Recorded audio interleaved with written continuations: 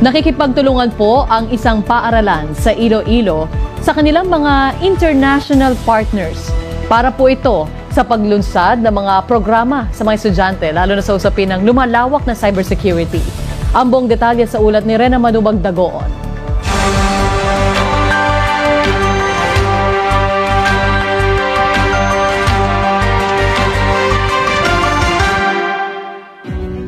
Bilang paghahanda sa hamon ng kasalukuyang digital age at upang maging future-ready na ang kabataan, isang programa sa cybersecurity ang ililunsad ng St. Robert International College o SRIC sa pakikipagtulungan sa COSCO Standardization International, Engineering Council of Thailand at Rajamanngala University of Technology. Layunin itong mapaunlad ang digital education sa bansa sa pamamagitan ng isang bagong cybersecurity module kung saan nakapaloob ang bagong curriculum ng grade 11 at grade 12 na may 4 na mahalagang digital engineering modules na aprobado ng Department of Education Region 6 at TESDA.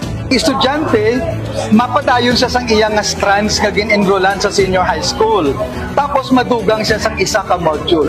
Aprobado na ng TESDA ang cybersecurity module at handa na para sa nationwide implementation. Makikinabang dito ang mga estudyante sa TESDA Scholarship Voucher Programs na suportado ng pondong mula sa Kongreso. Atag na nila sang 5 million sa TESDA, ibalik sang TESDA sa ilang voucher, kag ipang-distribute na nila sa ilang nga mga pumuluyo.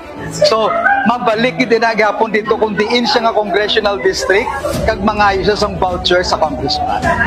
Ang programa ay isang pakikipagtulungan sa mga international partners gaya ng Thailand, Vietnam at UAE. Magbibigay ito sa mga estudyante ng mga kakayahan para sa mga sektor na may malaking demand, na magpapataas sa kanilang mga oportunidad sa paghahanap ng trabaho at naghahanda sa kanila para sa isang kinabukasan na nakaagapay ang teknolohiya. Rena Manubag Dagoon, IBC News.